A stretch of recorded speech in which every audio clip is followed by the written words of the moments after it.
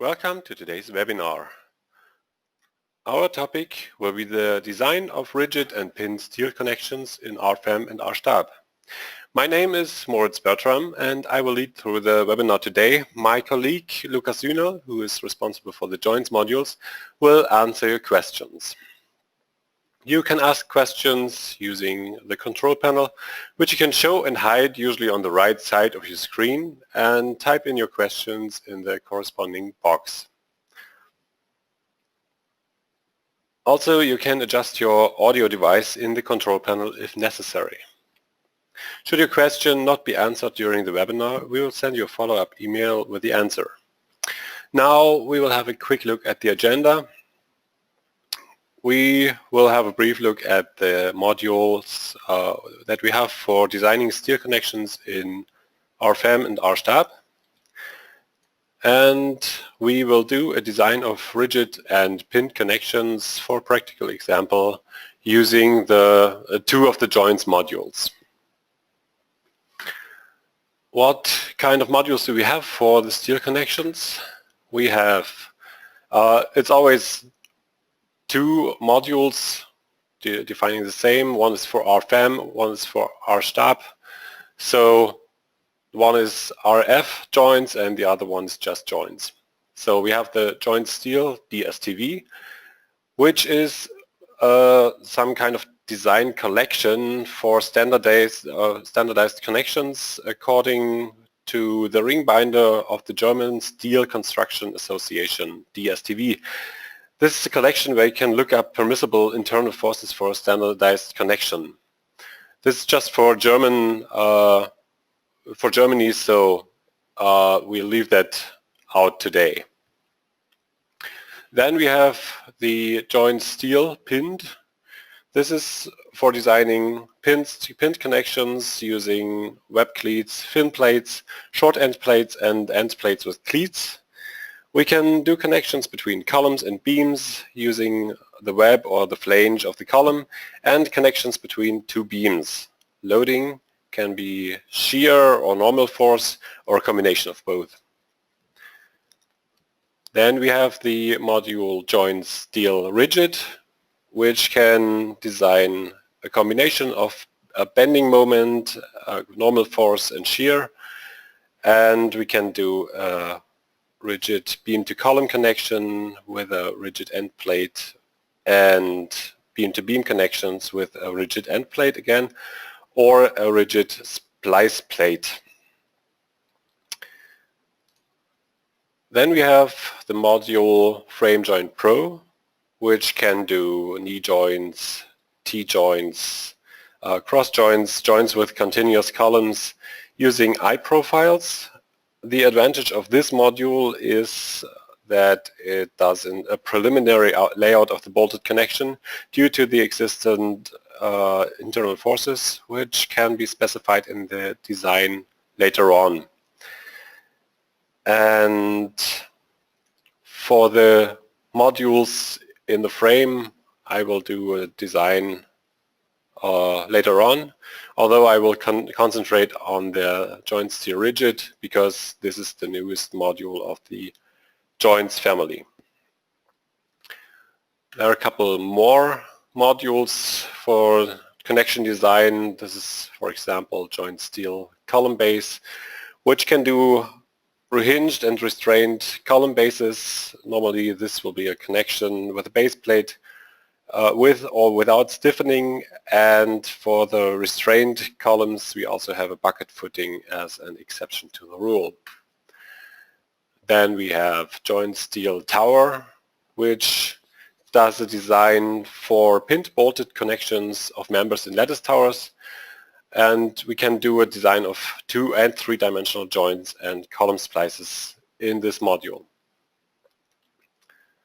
Then we have the module joint steel Sigla, which does a design of brackets and end plates from Sigla, which is a producer of fastening systems. And last but not least, we have the module HSS for the design of connections with hollow cross sections, also doing 2- and 3-dimensional framework joints. Now we have covered the modules, so far, and we can go into the example. So this is RSTAB. You can do all these things also with RFEM with the module RFJoins. We have here a simple steel framework with 3 levels. It's 12 meters high. We have a space for a vessel in here, so pretty normal thing. We will not do any modeling or loading today. Modeling has already been done. The loading also, you can see we have load cases and we have combined them automatically for getting load combinations and result combinations for the ultimate limit state and the serviceability limit state. The connection design will be based on the result combination number 1 for the ultimate limit state. Then we have the module RFJoins. I can get that over the navigator or over add-on modules, connections, joins. And this is like the main module of joins, which combines all the sub-modules of joins. So we have column-based, pin joins, rigid joins, tower, DSTV, and Sigla, as I mentioned before. Now we want to do a pin join. You can select your desired joint via the pictures in here. So for the column base, for pin joints, for rigid joints, tower, DSTV, and Sigla, or using the drop-down menu. We will do the pin join now, and it's supposed to be a beam-to-beam connection using a fin plate. That's it for the first window. We are using the DIN National NX now, and we go on to the next window, nodes and members.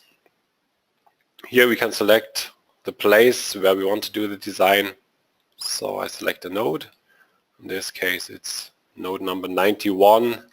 It's one of these platform beams. They all have pretty much the same load, so it's going to be the same connection for all of them, more or less. And I do that just for this example. Okay, node number 91, I click OK, go back into the module and get the questions. Should the geometry of the connection be set to the default geometry? I confirm that with yes, and the program automatically recognizes the parameters and the construction status of the members. In this case, these two, 149 and 150, are the supporting beams, and 168 is the beam that we are doing the connection design for. And we go on to loads. As I already mentioned, we are using result combination number 1 and go on to the geometry. Here we can have a quick look at the picture. This doesn't look too good because the lower bolt collides with the flange of the beam, which we don't want. That wouldn't work. And so we have to do a few adjustments for the connection, for the geometry. We don't need to do anything for the arrangement and the notching, but we have to also the connecting component is okay. The dimensions of the fin plate should be changed. So I changed that to a height of 80 millimeters and a width of 150 millimeters. The thickness is okay. You also see that on the right side in the picture, this the measurements instantly change as I change them in the table. So you always are in full control of the things that the program is doing. Then we want to have a look at the bolts on the beam. Here the shear plane is not supposed to pass through the threading of the bolt, so I uncheck this box. We want to have a regular bolt distribution and horizontally symmetrical placement. That's okay. We changed the bolt diameter to M16 and the bolt strength grade to 10.9. And the only thing, then we changed the horizontal bolt rows to 1, which we can do after we've changed the vertical bolt rows to 2. So we have to do 1 first and do the other later. And then we changed the horizontal bolt to edge distance to 40 millimeters. Okay. Sorry. The next thing we are going to do is change the size of the weld, because 4 millimeters will be enough in this case. Okay, this looks good in the picture now, and we can do the calculation. This goes rather quickly, and we have a design ratio of 41%, where the bending of the fin plate is governing. This connection could, of course, be optimized, changing the geometry parameters. But this is not the purpose of the webinar. You can edit all the parameters for a better ratio, and we will leave that here. We will just have a quick look at the results. We have already been at the summary. The geometry is pretty much the same as for the input data, as you see.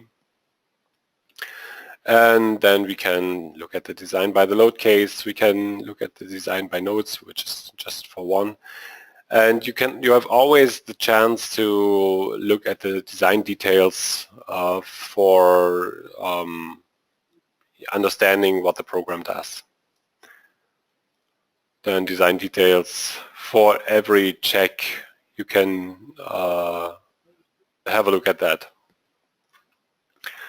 And then we have the graphic window where we can show the connection a little more detailed or a little less detailed as we want that. We can show some outlines and so on. A lot of things we can do with what we want to do before we want to print this into the printout report or just on a sheet of paper, or if we want to export the whole structure or the whole node into a DXF for further use in drawing, for example. Okay, that's so much for this pinned connection. We start a new case for a new connection. This is supposed to be a rigid connection, so we select rigid joints. In this case, we want to have a beam to column connection where we only have the option rigid end plate connection. So we select that. We have some additional settings for the force distribution in the joint, so we can determine the bolt forces, elastic or plastic. As we need to do that, we keep that on elastic, and we want to use the material of the main beam for other joint components. So we check the box and go on again to nodes and members. I select the node. I want to have the connections on the level number 1 on the outer frame nodes. Just these 8 nodes. To select them manually one by one is a little, takes a little while, so I just go to my user-defined views where I have only the main frames and can just select these 8 nodes. So this is a rather quick thing. Okay, and default geometry as before. Mostly this is consisting of columns and beams that somehow connect to the node. In this case is 2 columns, 1 node. Most cases only at node number 13 we have an undefined construction status. So we have a look at that and we see that this is an additional beam in the other direction, so we can, that doesn't matter in this case, so we can just set it to inactive. And go on with the design. Go to loads, result combination number 1 again, and we go to the geometry. Here we a taper would be a good idea for this node. So we select a taper for the lower flange arrangement. So the taper is done below the beam that we are looking at. The profile of the taper is supposed to be a welded profile. So I go back to the cross-section library and I select a symmetric T-section with a height of 200 millimeters, a width of 300 millimeters, flange thickness of 15 millimeters, web thickness of 10 millimeters, and weld thickness of 5 millimeters. So I confirm that and I see that this taper is added. The length of the taper is supposed to be 400 millimeters. So it's getting a little smaller. And then we can have a look at the end plate. We want to have the end plate cut off below the flange of the beam, because if we have some grating or something, they would collide and that wouldn't look nice. So we can say the position of the end plate weld is supposed to be on the flange face. I change that and you see how the picture is changing. Also down here, it's now below the flange. The plate height is supposed to be the same as the height of our beam with a taper, so 500 millimeters, and the plate width shall be 300 millimeters.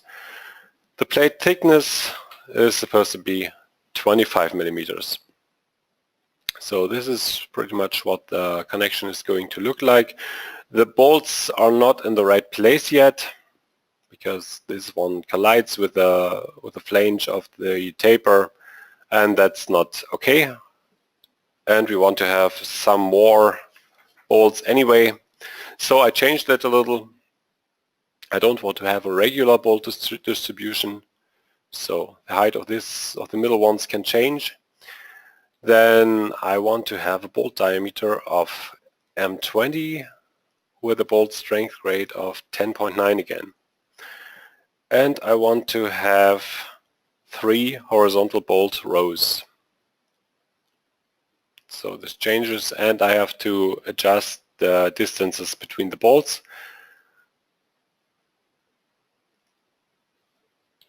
to P11. You always see the sizes, the names of the sizes in the picture on the top right, so you know what you're doing. So 160 millimeters for P11, P12 is supposed to be 200 millimeters, and now we see that looks a lot better than before. And then we change the web weld dimension to 3 millimeters. That's okay. I also have the option to use backing plates, which we are not going to do now, but they can be done on the back of the flange of the column. And we can also add some stiffeners, horizontal stiffeners in the column, and also diagonal stiffeners in the column to stiffen the web of the column. But that's all not needed here, and we can go on and calculate that.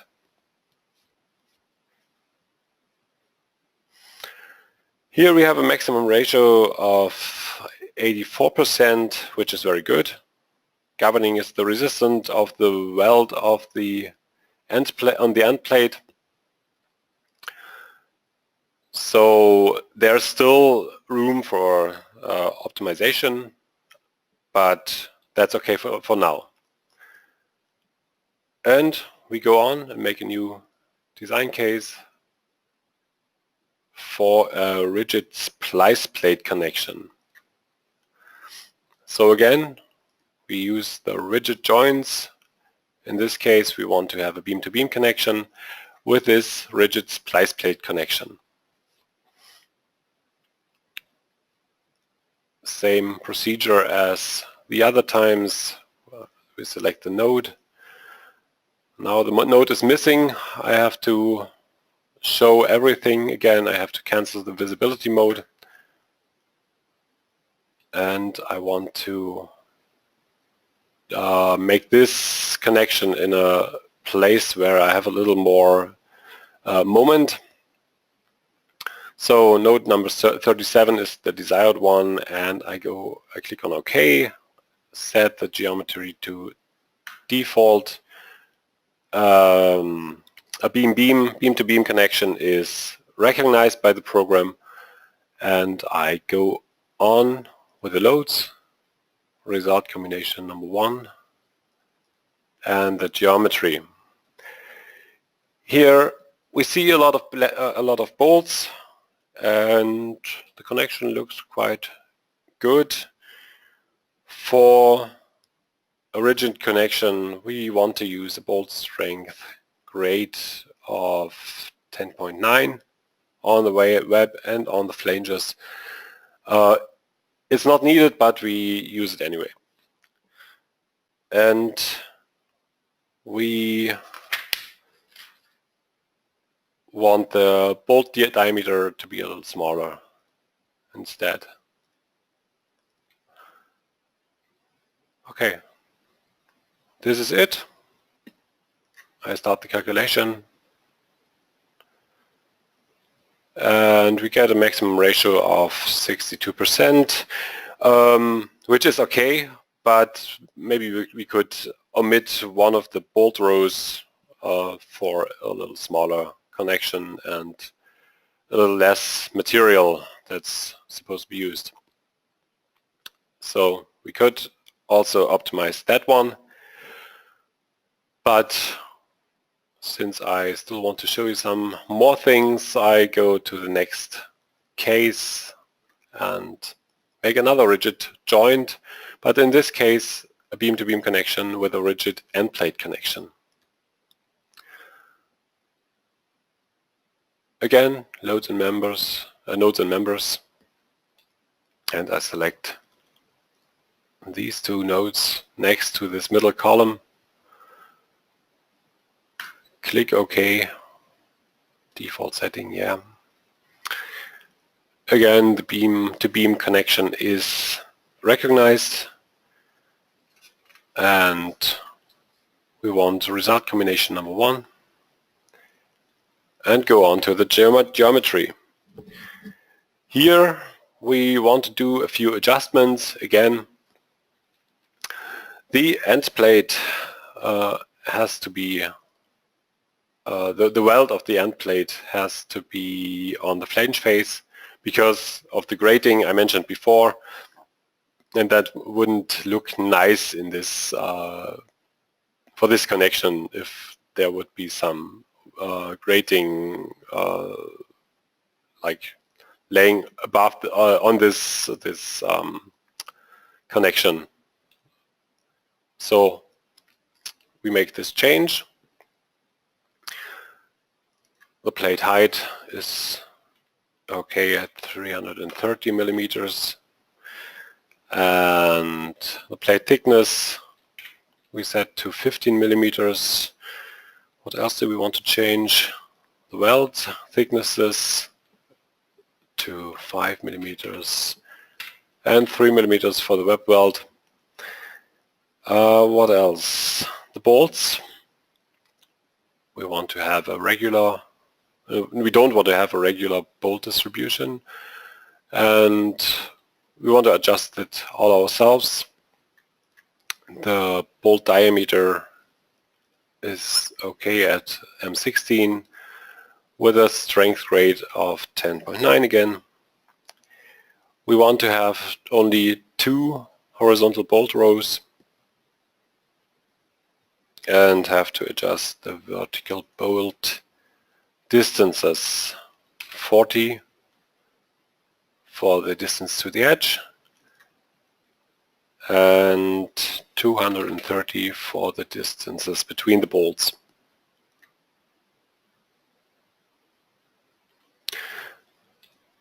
That's it for this connection.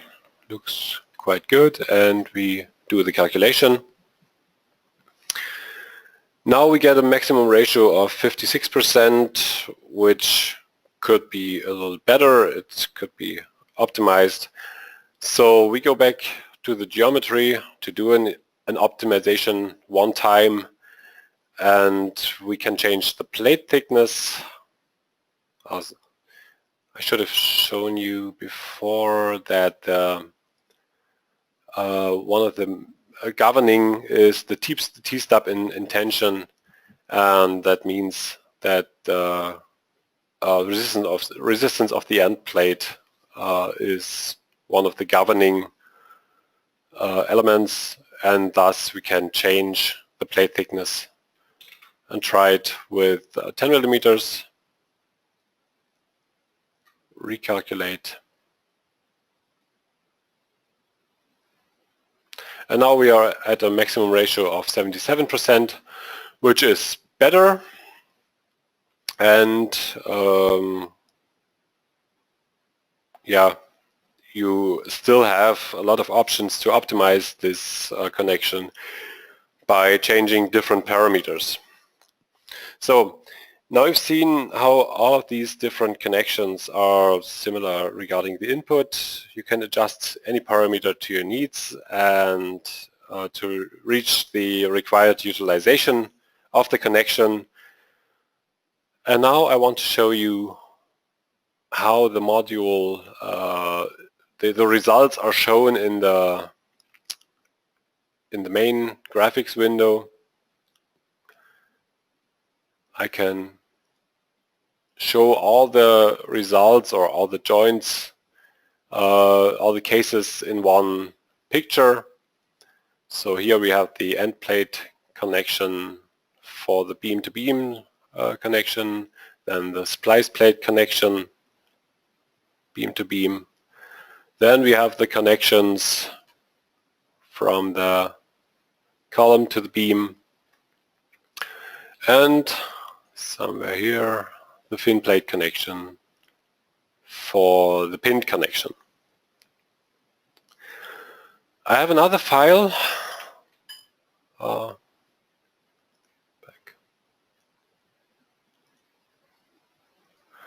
which shows a few more joints. In this case, we all the joints of the main frames. So we also have some column bases with base plates and some anchors. Then we have the beam column to beam connections, also for the middle nodes, and one connection or two connections on the top level, which allow the upper beam to run over the middle column by just inverting the connection. So in this case, the beam and the column would be inverted in the module. I go to the module, oh, that's from the other file. I close that and go to the to this module in this file. And here we see the general data for this joint number 7. General data. And notes and members, okay. And here we see how this is done. So we have this node number 152. Here the beam is, or the column is defined as the beam, and the beam is defined as the column, and that way we get this inverted connection. Okay, that's about it for the presentation. I'll show you to the website.